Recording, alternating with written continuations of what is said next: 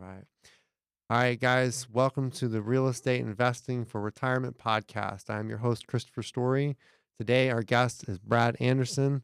And of course, I've got Robin Carriger with us today from the DFW REI Club. Brad Anderson is a real estate broker, real estate investor, and the owner of White Rock Realty that is located here in Dallas, Fort Worth, and in Austin as well. So they've got a good reach. But I wanted to introduce you guys to Brad and talk some about his experience and as an investor, and then of course as a broker, well agent, and now been a broker for some time, and what that is to kind of walk that line as well. So let me give it to Brad. Just kind of give us an idea, Brad. Like, how did you get started as an investor, or just in your journey of real estate in general? Well, yeah. Well, thanks for having me on, first of all. Uh, I'll just give you my age. I'm about to be 55. So I started this journey in the late 90s, early 2000s, and that was still a time where you could swing a dead cat and hit an infomercial that taught you about how to use other people's money to buy and invest real estate, and so I had consumed that content for a lot of years and never had the money to really pull the trigger. And so what I did have enough money to buy were condominiums because they were easy to get into, they were inexpensive, and so that's what I did. And so I bought. Eventually, I had, I want to say, let's say it was two, and the lessons learned there is that yes, there was a low barrier to entry, but there were a lot of other things to consider too. There was built-in fees that never went down; they always went up. That was a time where rent fluctuated a lot, and so I was not, bent on being a landlord yet, but it was all I could afford at the time. And so, because of those lessons, and still today, even with the market the way it is, condos just do not appreciate in value as much as single family homes. You just don't own the land.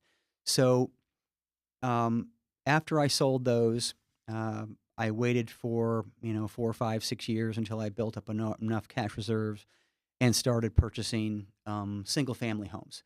And so this was all while I had a 9 to 5 job. My prior background before real estate was hotels. And so I did what they call revenue management for hotels. So if you think of a hotel, it's got 100 rooms, let's say. There are different times of the week, different times of the year where that room is worth something different.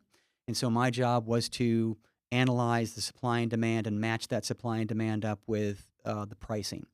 So that model actually became very attractive to me with regards to buy something once, like a hotel, and you just re-rent the rooms over and over and over and over again. And so I was always kind of a buy and hold kind of guy. I kind of found myself in the middle of some dumb luck in 2007, and I'll kind of explain what that means. I became acquaintances with a father-daughter team that had access to a lot of different deals in and around DFW. And in that, I remember what was happening between 2000 2007. It was ramp up. People were buying houses like crazy. Mm-hmm. And there was a big market for flipping them and rehabbing them. And so I thought, yeah, let's go do that. And so this kind of father-daughter company, we got together and decided to do that. We bought this home, and the father brought in the construction crew and rehabbed it. And didn't really take a whole lot of time. I mean, that part of it was going real well. And come April, May 2007, just when you thought it was like, yeah, this is when people are selling their homes, put it on the market, and that thing was not getting any traction. Yeah. And, I wasn't licensed at the time and really wasn't following what was going on in the mortgage industry. And so, come to find out, we knew why it wasn't moving. People couldn't get loans anymore. Yeah. And so my wife and I became de facto landlords, and that was fine because we kind of experienced a little bit of that with the condo situation. We had 5 small children at the time, and we kind of thought, hey, we'll this is actually not a bad thing to happen. There are plenty of renters out there. We shouldn't have any trouble renting it, which we did not. And we'll just buy a house for each kid, and in the sense that that would be their college fund. Mhm. And so we decided really from that point forward um, that we would just buy to hold. And you got to remember that between '07 and really 2014, um, foreclosures were falling out of the sky. And Right. so I never had to go anywhere else but the MLS to go get a foreclosure. And I know your podcast device is about to explode when I tell you that we never paid probably more than $85,000 for any of these I was assets. gonna ask that. So like what was the price of the first condo or so that you guys got? Yeah, so the condos were around 45 to $50,000, maybe even less than that. And there were, you know, already even 25 years ago, they were 25 years old then. One was in North Dallas, one was in Irving. Um, and just as a side note, I mean, if that's all you can afford, that's all you can afford. But in a lot of those older assets, to do something as simple as fix a leaky toilet, you have to turn the water off. Well, you have to turn the water off for the entire complex Right. in some of these things, and so um, that's a pain. I mean, notes have to go out. It's got to be in and out quick, and that was one of the other kind of operational reasons why we just decided to get out of that deal. Yeah. Yeah. Yeah. Condos come with a lot of extra stuff. They come with all the fees and Yeah, yeah, everything else, and they look attractive. I know I've looked at them. Misty and I have been like, ooh, $40,000, but we always yeah, we always steer clear. But so you started with condos. yeah. What so what was the price of one of the houses, the 2007, just out of? Well, so we bought one in Louisville for I think $75,000, and then I got each one you learn, and so at the end of this whole run, we had bought five, Mhm. and the rest were in the colony, and we just got real smart about where to go and what kind of houses to look at, and like I said, I don't know if we paid ever more than 85, $95,000 for them. And then the trick to all this is to have a reliable crew, and that was what we had. And in fact, I remember telling the guy, on our third or fourth one, I said, "Look, you got to know this. I couldn't do this without you. I mean, we couldn't make this happen this quickly." And this inexpensively if you weren't, in our corner. So that is a really big deal. Right. Yeah. The team is huge. Um, Having that is, I mean, that's something that I think stops people too. They're like, who am I going to use? Hmm. Who am I going to use? I don't know who to use. But that team is huge. So when did you end up going from like what what made you had all these years, you're investing, um, end up with your license? What made you go, Hmm. you know what? Let's get my Good. license. Yeah, good question. So in 2010, that was like in the middle of the frenzy for all these foreclosures, and um, I found myself going to a neighbor that happened to be a realtor to help me, get into these homes quicker. And I didn't need a whole lot of time. I just needed to be inside at some point for a quick look around. And she was the one that said, hey, you should get your license to do all this. And so I did. And just the ability to be able to have access to information that the general public doesn't, and sometimes before it even becomes publicly known, and then the ability to get into the homes was invaluable at that time. Right. And so, I think that anybody that wants to get their license for investment purposes should absolutely do that. Even if and okay, so I have agents across the state of Texas, and in each market, it's about 12 to $1,400 a year just to maintain your license with regards to MLS fees, the board, and all that. So, um, if you're a retail, realtor, average commission is $9,000. That more than makes up for it. If you're an investor, you just got to get over, just got to cover the $1,400 cost. But it is much better to have the license than not have it. Yeah. Do you feel like do you feel that kind of brings up an interesting question because you started out obviously you were an investor first, and then you're like, let's get my license later. Hmm. Um, what you see with agents, do you feel like there are agents who they how many agents would you say, like, when you actually sit down and talk with someone who shows up and says, "Hey, hey, Brad, I'd like to join your brokerage." How many of those guys are actually or gals are actually investors first? Like, are most of them retail first, I investors second, or about 25% of them are investors first, and they want to stay that way. So the reason I built White Rock was kind of because of that. It's like um, I didn't see a real inviting alternative to people that wanted to do real estate a different way. And so, I'm only adhering to the guidelines that Trek makes me adhere to. My philosophy is if you went to the trouble to get your license, I'm not going to tell you how to use it. And so, if you want to color outside the lines, inside the lines, that's up to you. But you know, as long as we adhere to the rules that Trek sets forth, I'm good. So that became my initial agent profile, was someone that did not want to do retail, that someone that wanted to go to a brokerage where they would call them investor friendly. Mhm. And so that's what I started to do.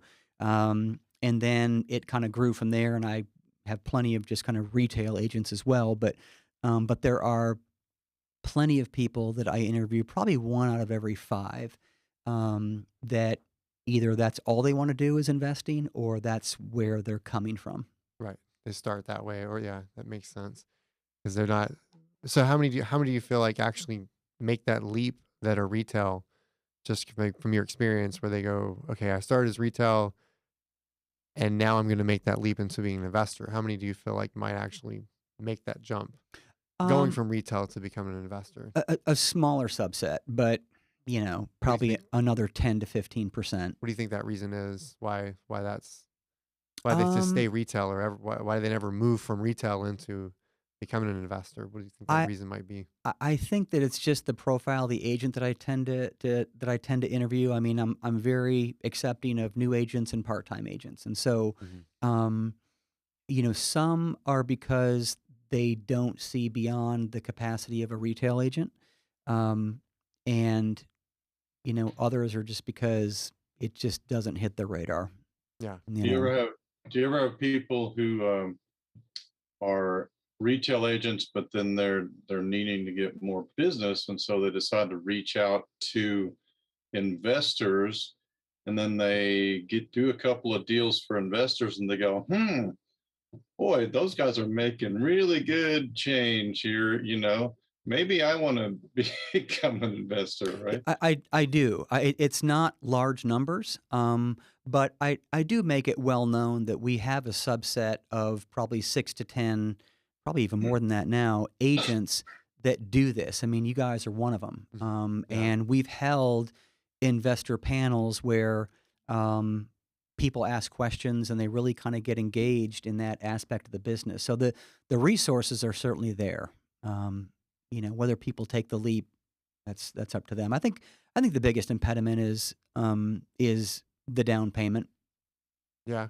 I, You c- I know, can I can see that. I mean, saving up the down payment and then being like, oh, I'm gonna lose the money. yeah, I know that was me. I don't know about you, Robin. For us, like, I remember one of the first down payments, or the first properties we had bought. I was so nervous. I didn't know what to do with it because I'm like, and we bought it cash. So I'm yeah. like, I'm losing it. I'm losing it. I will never forget that wire transfer. I'm sitting in the bank. It was like 100,000. We're buying the house cash, and I thought, oh There it all man, goes. there it all goes. And then we drove by the house, and she's like, there. Misty's like, there it is. And I was like, okay, it's safe. But Yeah, yeah, I think something I had to learn over the years of doing this, and one thing that I've tried to teach my kids is that money is good for two things. It's saving for a rainy day, because eventually it's going to rain, but it's also meant to be a leverage to make you more money. And so for me, I got to a point where if I looked at my savings account and there was too much money in there, I knew it was time to invest it because it never kept pace with inflation. So you could have $100,000 in the bank, and you might feel like the richest person in the world, but a year from now, that 100,000 is not going to buy as much as it does today. And so you've got to use that as leverage to make money. And so there's two kind of investment styles. One is buy and hold, where you're not going to make as much money each month, like that was me, or buy and flip and get in and out and make your profit quick. And then I guess the third kind of subset would be know that you're going to be waiting 5 or 10 years and you're going to be able to sell that asset and make, in this market 10 times what you probably paid for it. But Yeah. it's a different mindset in terms of what money is to you. Yeah. It's great that you said that because I feel like we just talked about this. Me and Robin had just talked about this the other day, and then Misty and I were talking about it. When there's too much money, I feel like the 1960s Batman, Adam West, where he's carrying the bomb and he's running around, and he's like, "Do I take it here? Do I?" And he like throws it overboard, throws it over the dock. That's too much money for me as the bomb. Like, but Exactly. not making a dumb decision with it. But I feel like that 1960s Batman. So, and I know we talked about that too. It's just, yeah, it's good that you said that because those that are listening, it's not just me or Robin. You're saying the same thing, and I'm sure that plenty of other people that are investors are going to say the same thing for someone else is getting involved. That Hmm.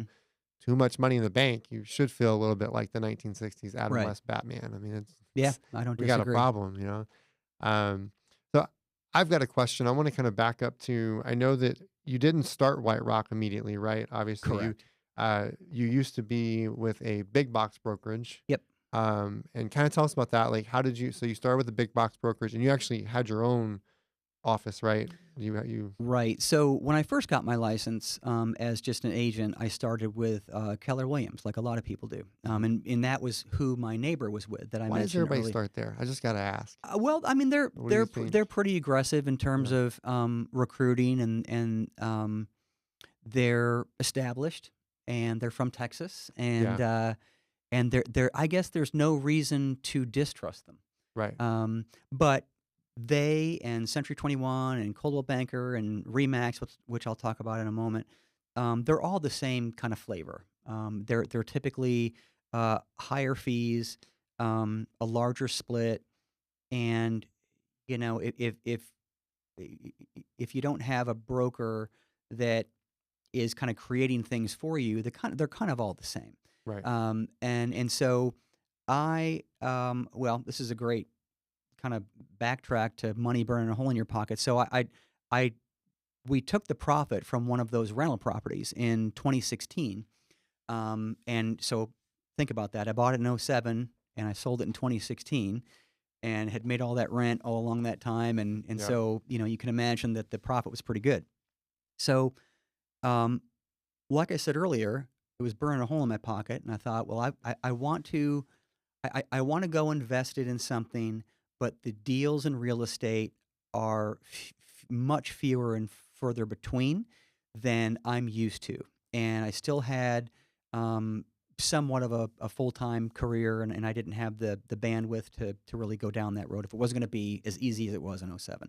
So I thought, okay, well, the franchise model is actually pretty attractive. Um, it's plug and play. It's designed to just repeat. You buy the thing and you just follow their rules, and you're going to be successful. And so, at first, I didn't look at real estate. Believe it or not, I looked at. I enjoy teaching, mentoring, coaching, and so I looked at things like buying a Kumon franchise or Huntington Learning Center. I looked at, and so I subscribed to Entrepreneur Magazine for many, many years, and they are very focused on the franchise piece of entrepreneurialism. And however often it comes out, let's say it's every month, they would have pages and pages of franchises that you could reach out to and see if they were your cup of tea. And so I looked at Dunkin' Donuts, I looked at Jiffy Lube, I looked at Jana King. I mean, all these things that and I'm talking myself into being able to do any of them because I probably could. But I really, I really thought I went and got this license that has been somewhat sitting dormant up until this point. Why can't that just seemed like a waste to me? Mhm. And so, first of all, I respect any industry that is one where they say all you need to do is read some material, take a test, and you're a realtor, and all of a sudden you can make all this money. That is very appealing to me. And so I did not want to throw that away. And so I began looking at real estate franchises, and none of them really seemed to resonate except for Remax. And so I took a meeting with a Remax representative, and the barrier to entry was actually pretty inexpensive, but you couldn't just open up shop anywhere. They gave you choices with regards to how where they had a need, which was not a big deal, and so I did that. And but the issue with Remax or any of these guys is that they make you have a storefront. And so immediately you're in it for rent. So now, Who typical entrepreneurial mindset. who owns the real estate? Yeah, not me. Yeah, but is it Remax? They own the. No, that's a McDonald's. Okay, Yeah, I that's gotta a ask. McDonald's model. I gotta ask. I'd be like, No, I'm that's gonna own that too. that's a fair question. But no, you were in charge of going to a strip center or whatever and renting out space, but you had to have a space. And but typical entrepreneurial mentality, it's like yes is the answer, what's the question? Who's going to tell me I can't do this? And so I just compared it to what I paid for per month to Keller Williams and compared that to what people were paying at Remax and thought, well, and it was more expensive, but I thought, well, who wouldn't pay that to have all this, stuff? And so I forged ahead, found a office. It was a shell. I built it out and began recruiting agents. And I mean, the challenge is that that whole model is find an agent that's unhappy somewhere and recruit them over to you um, and make them successful. And so um, that worked for a while, but at the end of the day, if an agent is happy where they're at, they're happy where they're at. It takes a lot of motivation to get them to move. And so I had some moderate success. The highest agent count I ever had was about 24 at one time, which is not astronomical, um, but Remax was set up originally as an answer to in the early 70s what a lot of brokerages were doing, which was taking 50% of every agent's commission, if not more. And Remax came in and said, "You can keep all of your commission, but I'm going to pay. I'm going to charge you like a $1,500 a month fee." And so by default, the agent that is best suited for that model is an experienced one. Now, fast forward where everyone is doing a smaller monthly fee and a cap split kind of scenario, they moved away from that.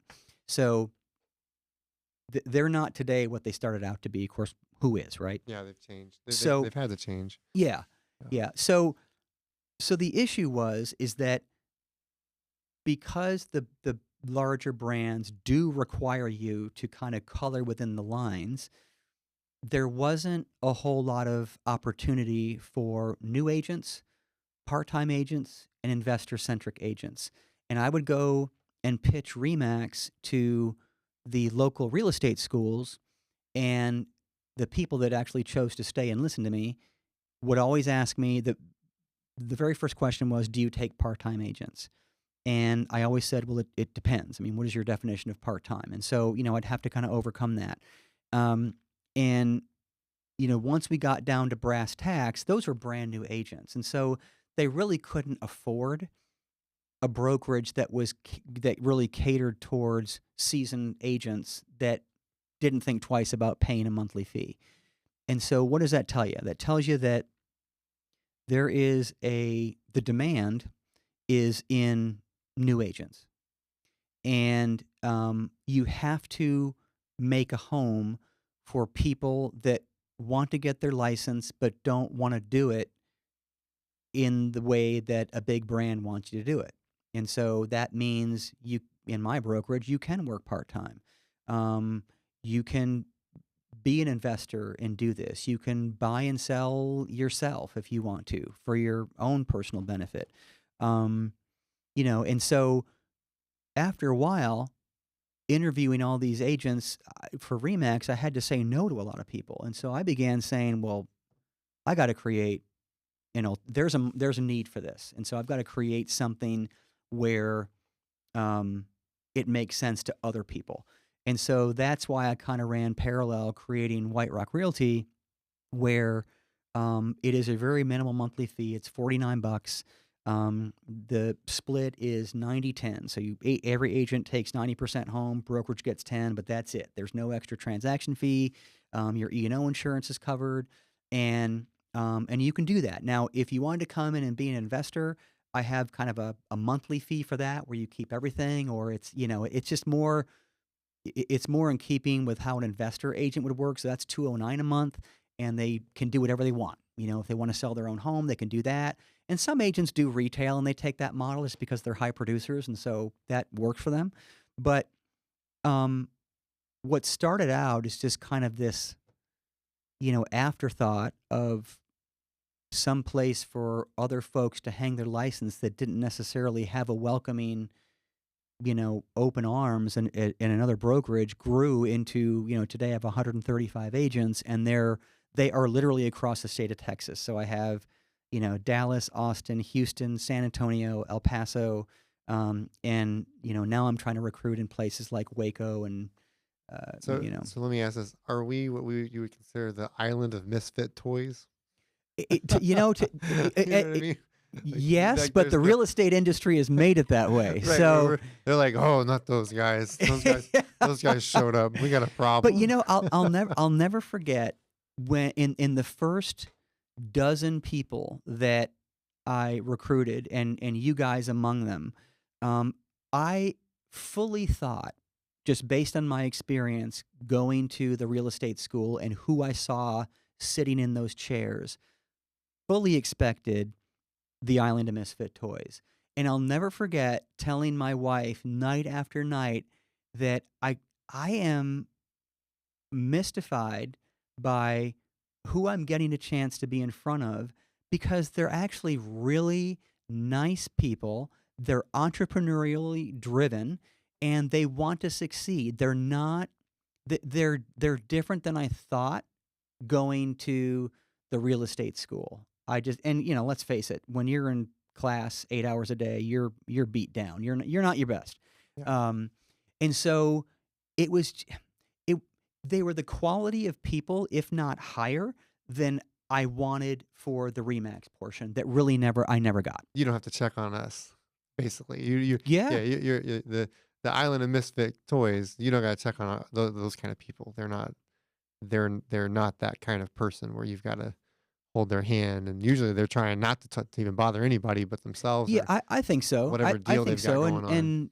I kind of meant to say this earlier, is that I got to a point where I had to decide, am I going to still represent buyers and sellers, which takes a lot of time, or am I going to divest myself of that and be strictly a full-time broker? And I decided to do that. And so, because I recognized that the demand was all within new agents, I had to provide something for them.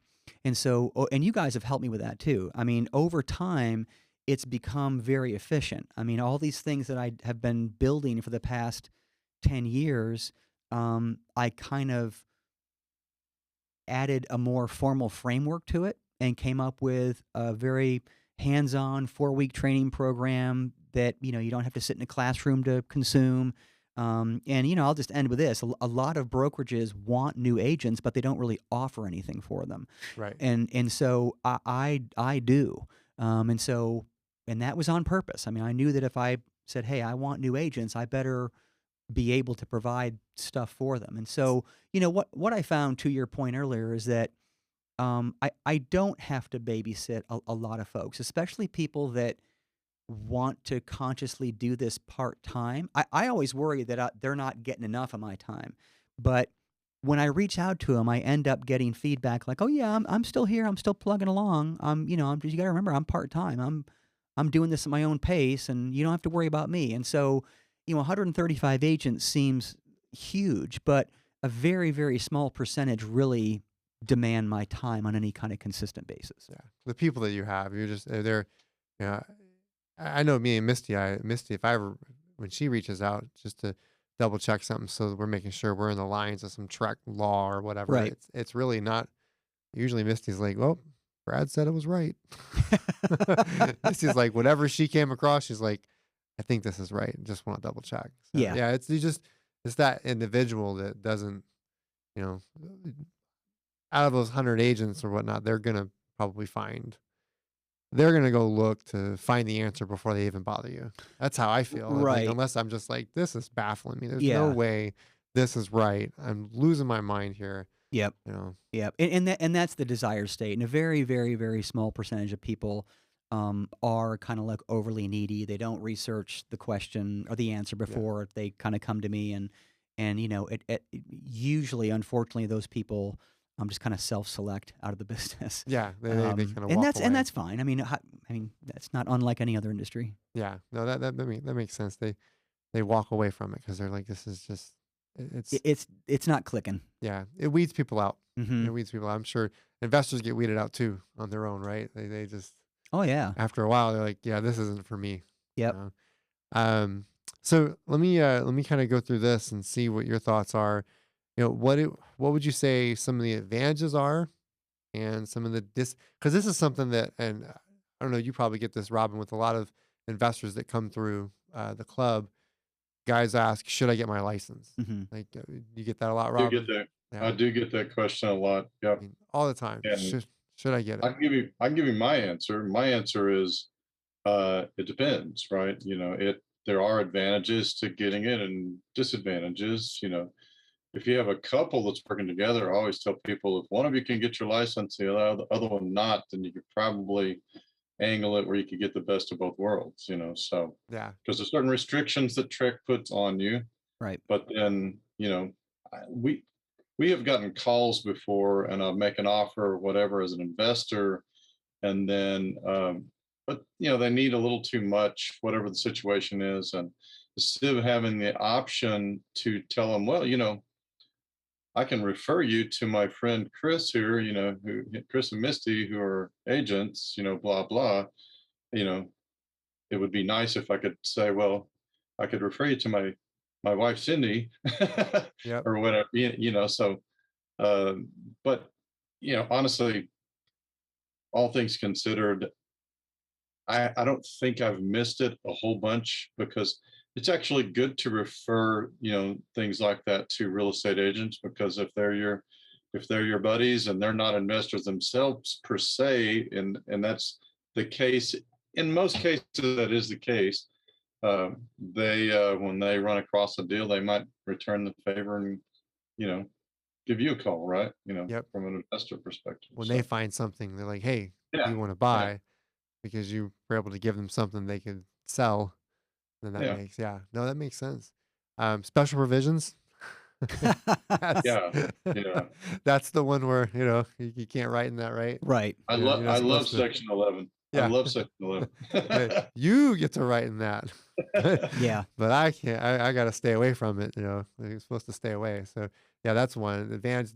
Advantages. I mean, what you can MLS. You get Yeah, I access to I all that. I think Robin's right. I mean, I think that the minute you cross over into being a licensed realtor, whether you're purchasing the home for your own investment purposes or not, you are a realtor. And so along with that comes all of the rules and regulations with that.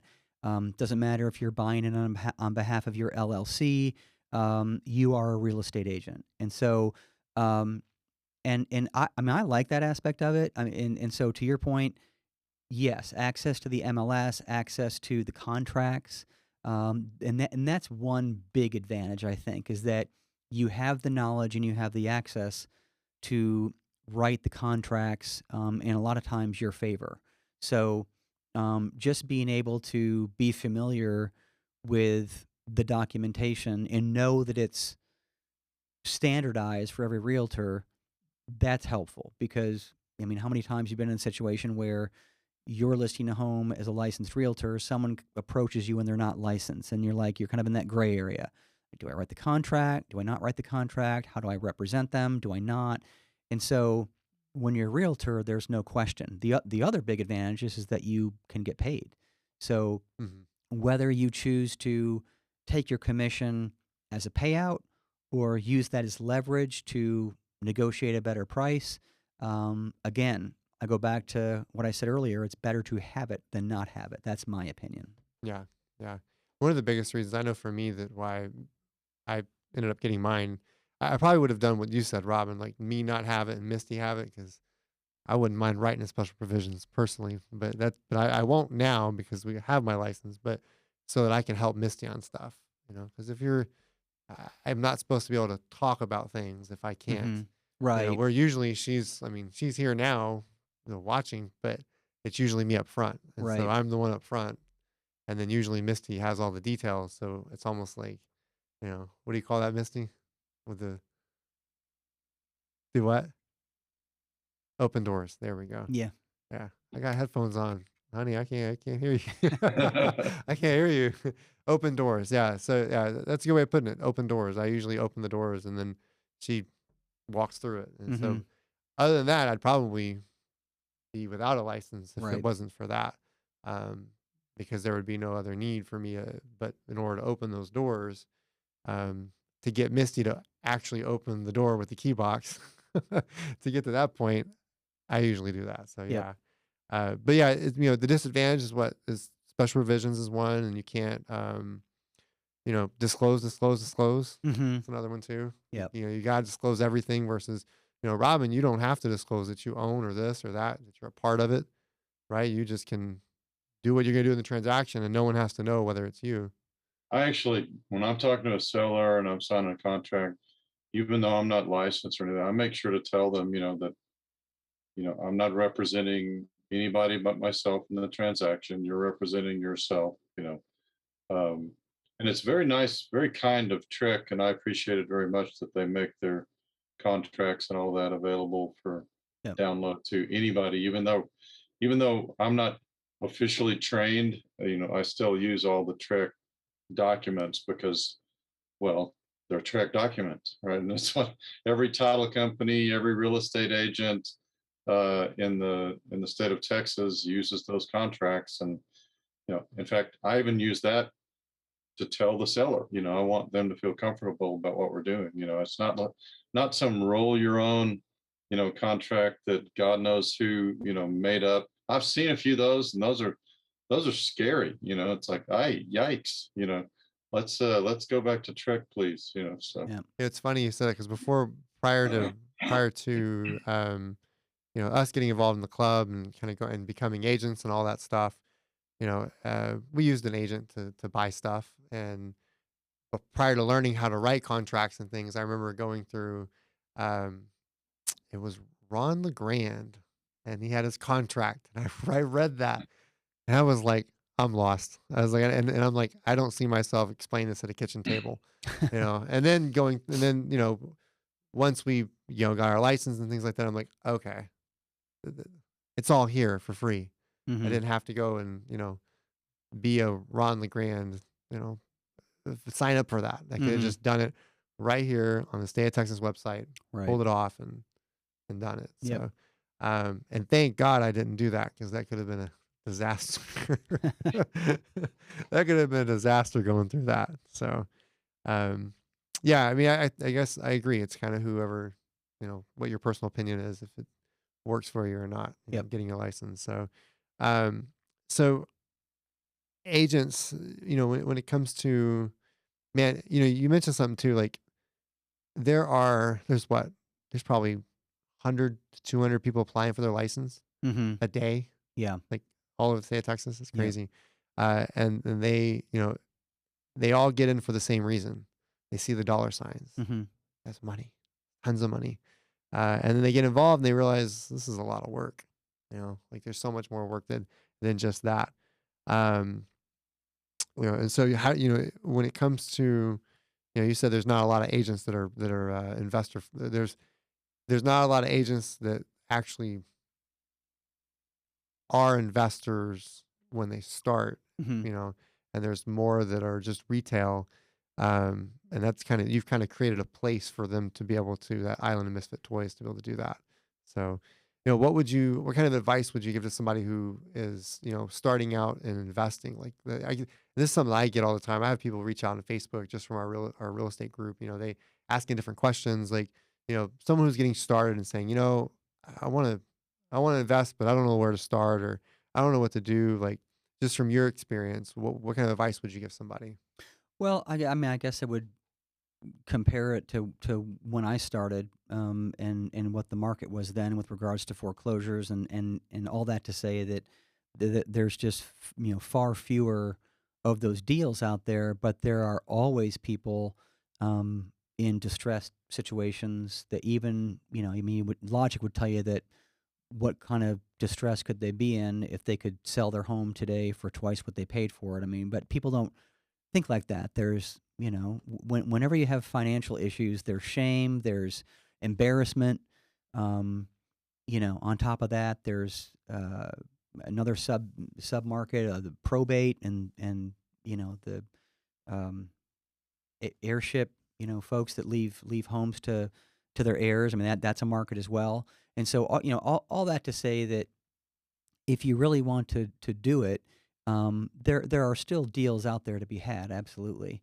But they just warrant more unconventional ways of trying to find them. And there's no one system or one piece of technology that is going to do it for you. You just got to kind of get in there and start asking questions. And really, um, I find that to some degree, for sale by owners are a good place to start, because a lot of times it's not necessarily because they're selling their home not on their own, not necessarily because they want to save a commission. It's because they're in some kind of distress, and so it becomes about. And you and I have talked about this. What problem do they have that you can help them solve? And so Yeah. whether that's you buying it or you listing it, or some other option. Um, what's the backstory here? And so that requires conversation. It requires getting out there and talking to people and networking. Um, and I think that you can structure a deal a million different ways. So, Being creative. yeah, I think I mean, it comes down to that. Would you say it comes down to the one word of just help? yeah, I do. I mean, a lot of it's like, I know sometimes that as investors, maybe like, oh man, they're the big bad investors. But at the end of the day, how can I help you? Hmm. Right? It would be that, like, how, Right. they're for sale by owner. They're in a problem. You know, I know I start that a lot of conversations. That's try where I come from. And I know you guys do the same thing. It's just, how can I help you? You ask that question. Yeah. What need, what's your situation and how can we help? And if we can Well, help, then great. I have Go this ahead. document on our website that's called 101 Ways to Prospect, or really 101 Ways to where do you get business? And the very first one is garage sales.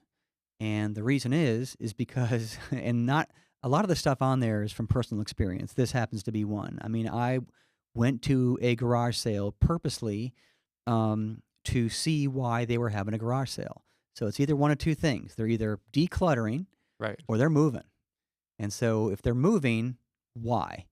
And it just so happens that, uh, and I hit many, but this one, they were in financial distress, and they were embarrassed, and they were a little bit too deep into it for me to really help them. They hadn't really talked to the bank yet, and gotten that. And this was back when it was a short sale, and it was back when the banks didn't really have the process dialed down yet either. Um, and so it ended up not working out for a listing for me, but it just goes to show you that you don't know until you ask. Mhm. Let me ask you this. So, it's kind of two parts. So, what would you say is your best deal you've ever found, and what was the worst one? Like the biggest, like, yeah, that wasn't so hot. Like, I have one in my head. I'm thinking of my own. Like, yeah, it worked. Investment wise? Yeah, investment wise, it worked out, but it wasn't. I probably could have forego that one. Well, I Like, mean, this is textbook. mm, The worst was the first one that I got because I didn't know anything, and I just trusted the father daughter team to kind of guide me along, and um, I it was my worst because I ended up taking out a second mortgage on it, like during the buying process to get the money to finance the rehab. I didn't really understand that, and there was a balloon payment, and I didn't understand what that was, and so I didn't get burned, but um, I would have rather have flipped it like we intended because I didn't buy it going into it thinking I was going to hold it, and so I yeah, made different decisions. Now, listen, it all worked out because I got some long-term tenants in there, and I sold it and made $100,000, and so yeah, awesome. Um, but fast forward to the fifth one that we bought, I knew exactly what I was doing, and crew that I was using, we went in there and it didn't need a whole lot of work. I didn't overspend um, on any aspect of it, and again, got some long-term tenants. The house was sound, and sold that for the same amount of profit. So yeah.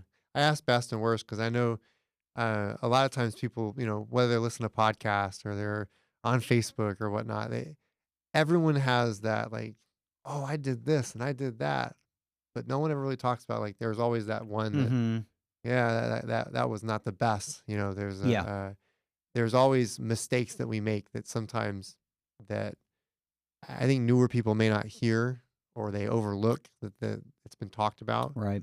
because that's something that it's not, and it's really not really there to scare anybody. It's just to kind of give you the truth. There are some times where it's just not what it was hmm cut out. Yeah. Um, what about you, Robin? What would you say is your best and worst? Oh, that's easy. The worst, you don't have time to hear all the bad things that happen on that. Uh, but I mean, there's only been one deal that we lost money on. That was one that had a pool in the back, and Yeah. we buried it, and it was rainy that year. It was 2007, the summer, and it just Yes, rained and rained and rained and it rained. did for 4 months Uh, straight. and we needed to get a backhoe back there in the back and break it up, break the pool up. It was an in-ground pool. It was not functional. And so I was trying to get him back there as soon as we could, and it was still a little too wet. And we found out later he cracked the sewer line. Oh no. And didn't even find out about it until after we'd sold it. You know, it just got really nasty with attorneys and every other thing. And at the end of the day, we lost $1,500. The only house we've ever lost anything on. But it was a tremendous amount of education. I reiterated my lesson again that Robin should never work on any house ever, doing any of the work himself. And I did some of that, and regretted it. So it's always better to hire somebody who that's a bit more of their style and their gift, to do the work. So, The no, I pool. mean, that's the short version of that one. The best. I mean, there's so many good ones. It's hard to pick one of the best ones. But um, I mean, we bought a deal in 2020 that we still own and we're renting it. It was $130,000 purchase, and the seller named their price. And it appraised. I mean, I comped it at like 285, Hmm. and it needed work. Yeah, we ended up putting a little more than we thought we were going to put into it. We put 55 into it, and it actually we did a burst strategy on it, and on the refi it appraised for 295. So we That's could have sold nice. it for $100,000 profit, but we were like, why should we sell it? Why not just rent it, keep it, let it continue to appreciate, and cash flow, obviously. So that was a pretty good one. There's some other ones, but that's not a bad one On to the name pool as the on best the one. pool, let me ask you on the pool, you guys you sold it, right? Were you guys trying to hold it and then you're like, "No," or what was the original plan on that So pool? so this is kind of a good life lesson. I had at that time, I'm a software engineer and all that. I had been laid off. I later went back to work as a software engineer, but um, I was a little antsy and nervous and tried to slice it a little too thin from the beginning. Little did I know that the pool, I mean, we called several people to do the work of breaking up the pool. They all wanted 5 grand.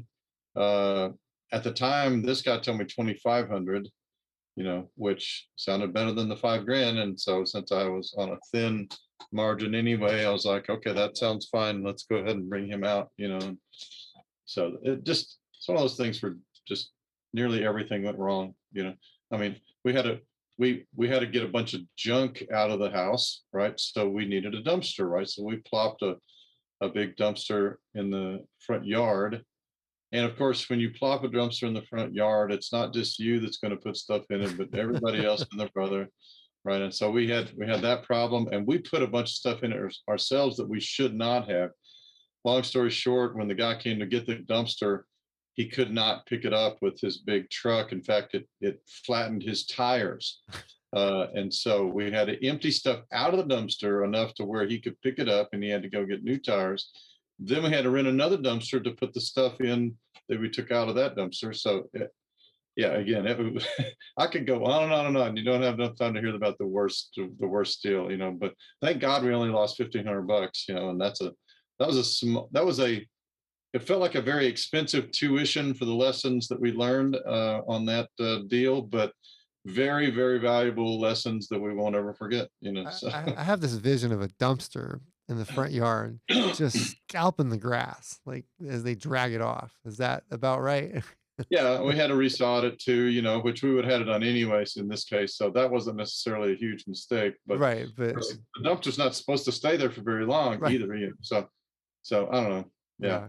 yeah, yeah. So everybody else There was no dumpsters. there was no place else to put it. It was a residential neighborhood. There was no other place for the dumpster Yeah, except for right there where we put it. I So just hear extra heavy and just dragging a bunch of dirt with it, like way well, we too put heavy to. we put some shingles in there.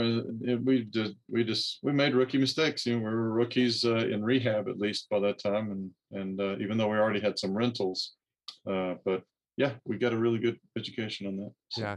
So the lesson in that is don't overfill your dumpster for those of you guys that are and don't listening. get and don't get too antsy and nervous and try to take any deal that comes along, even though in other words, when I bought it, I knew everything had to go right in order for us to make 10 grand, and if it didn't go right, I thought we might make 5 grand. Well, there's a lot of effort we put into that 5 grand. It wasn't really a good deal, but I was like, okay, we got to do more deals. I'm not working in software anymore. Oh boy. So So I got it's to a, ask on the 2,500, was the guy, would it have been better to go with the 5,000 well, who maybe? knows, right? And No. the other guys would have probably brought a backhoe back there too, and I would have probably been pressuring them too. So it's hard to say. Yeah. And yeah, it's I, it's hard to know what might have been, right? So, Misty but makes if they had not done it, we would have paid more insurance, taxes, debt service, by waiting even longer for the ground to dry. So it's one of those deals, right? It's a great story to tell, no, right? yeah, so, it's a so, lesson. Yeah. yeah, exactly. So many lessons. When I hear the prices, like Misty makes fun of me. She thinks I live in like the world of everything's cheaper than what it really is. So, oh, that's like $50. She's like, honey, we don't, that's not $50 anymore. And I'm like, what are you talking about? She gave me a price today on something. We were redoing a shower on on a home we're about to finish up and cash out on. And she gave me the price. And my first thought was, there's no way. What was it? It was like 2,600. And I was like, there's no way that's 2,600. I'm like, that should be like this. She's like, honey, we don't live in that time anymore. Like things are more expensive now. Oh, all right, fine. Just go ahead and do it. I don't know if I'm the only one that feels like that, but I know sometimes I feel like I live in that age of Hmm. the plumber showed up for less than this and they really don't. Yeah. So, well, man, so I do want to ask this kind of before we wrap up here is, you know, advice for agents. That's one that I want to kind of talk on, advice for agents who want to get into investing, or maybe just, what would you give someone who, because that's something that her and I talk about. Like, we have some friends that are, that have been agents or whatnot. We meet people. I'm like, man, you should like look into this. We had a friend of ours who was actually, he was our agent for a very long time, and we were the one that kind of like, I call it like, you give him like the first hit. Hmm. He gave him the first hit on his real home, and then he went and cashed out his 401k, and then he bought like more homes. And what would you give advice for someone who's listening who maybe they've been an agent for 5-6 years, but they just haven't pulled that trigger? I think the quickest way to see someone in action and being successful is to find someone doing it, and take a meeting with them. And they're all over. I mean, they're Hmm. in our brokerage, they're outside our brokerage, um, and begin to get different perspectives because not every investor's strategy is the same. And so, in order for that person to kind of get clear on what feels comfortable for them, it's beneficial, I think, to get other perspectives. Um, and so the other thing is to invest in some kind of education that would serve to answer questions that you don't know that you really have yet. And one comes to mind with regards to the math. And so, Robin just said made 10,000. I mean, I had to spend a whole bunch of money just to make $10,000. And so for me, that's not worth it, but for someone else, that might be. And so, what is your walk away? So, if you want to go in and flip a house, um, and you walk away with a $5,000 profit, is is that success to you? For me, you'd have to add a zero. Yeah. So, I think that my personal approach before I pull the trigger on anything is to get as much education as I possibly can about it, and then start asking other people's opinion and that are doing it successfully. Yeah. Yeah. Agents who list a lot have an opportunity to step up and say, "Hey, I'll buy it," if Hmm. instead of let me list it. Right. So Hey, um, Chris, can I jump in on yeah, that yeah, too? yeah. Of course. Just on the education piece, this is something we preach, at the club a lot, is just learning how to do as many creative financing things as you can. I mean, you mentioned short sales earlier. Short sales subject to seller financing, um, all of that. It can help even agents do more deals, whether it's with investors or whatever. Throwing out creative, innovative ideas if and when they are needed, right? After you have the how can I help you kinds of conversations. Uh, Take it from somebody who's not an agent, but I've dealt with lots of agents when I was either selling a flip or trying to buy something or whatever. It's so cool to deal with an agent who's an investor friendly agent who understands my language when I'm talking about terms like that.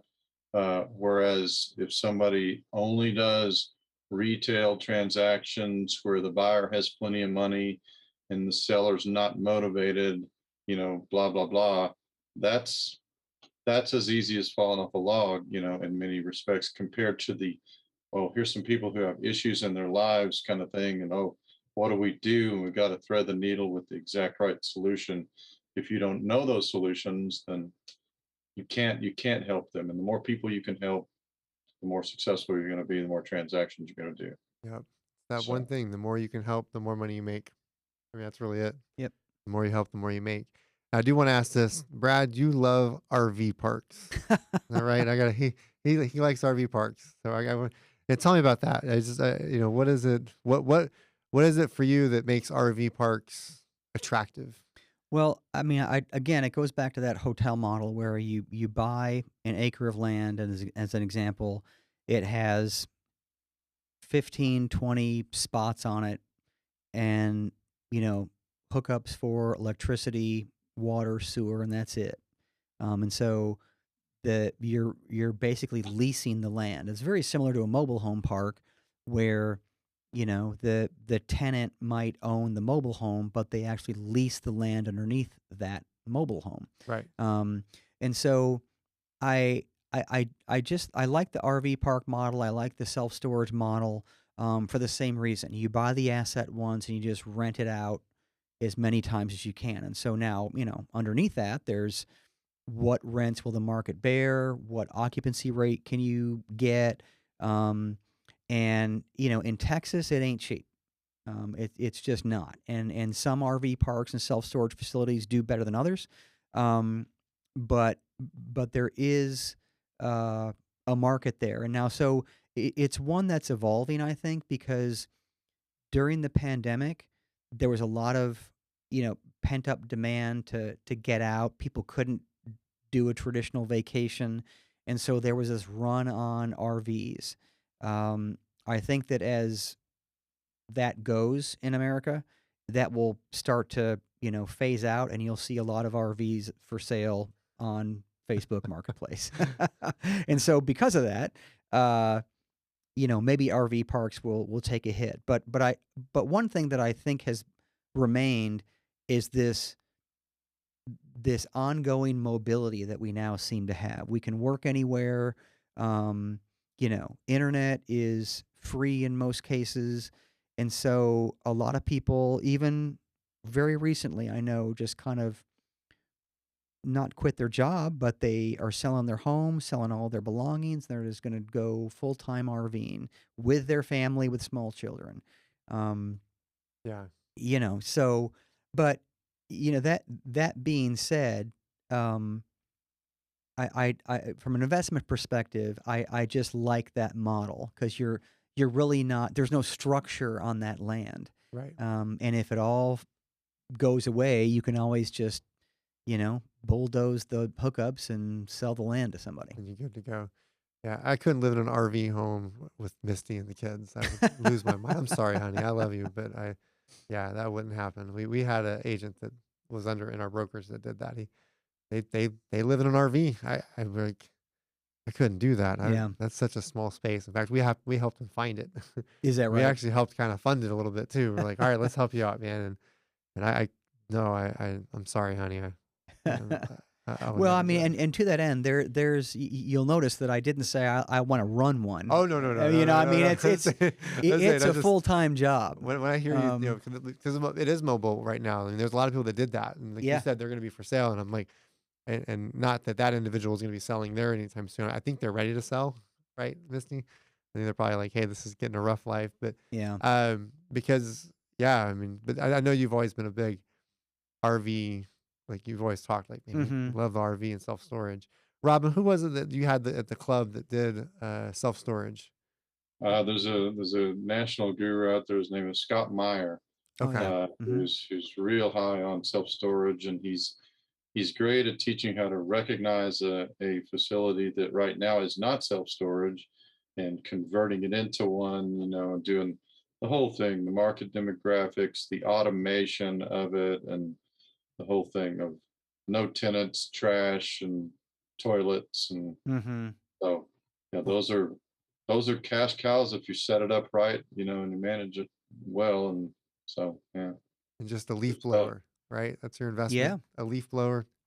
Just Yeah. just Yeah. pull everything. Well, man, I really enjoyed sitting down with you, Brad. Robin, thank you for joining us. Um, Yes.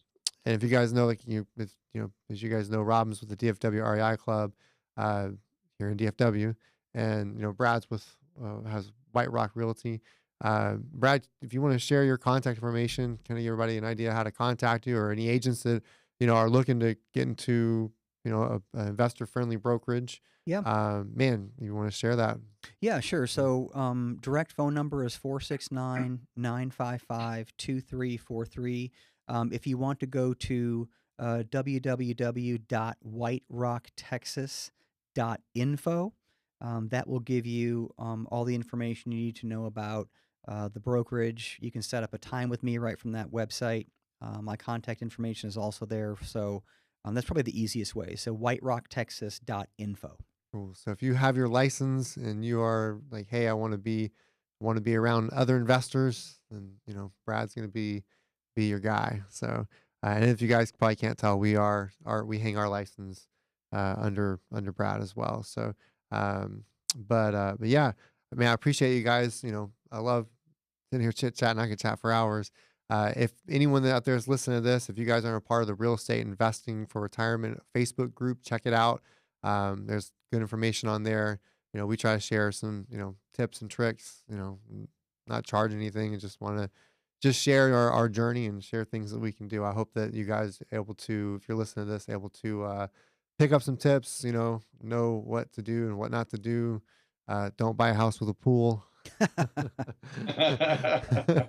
We have a house with a pool and it's a problem. So, and hope we can help you guys. And thanks Robin for coming on and joining us. And thank you, Brad. And we will catch you guys next Brad, time. thank you.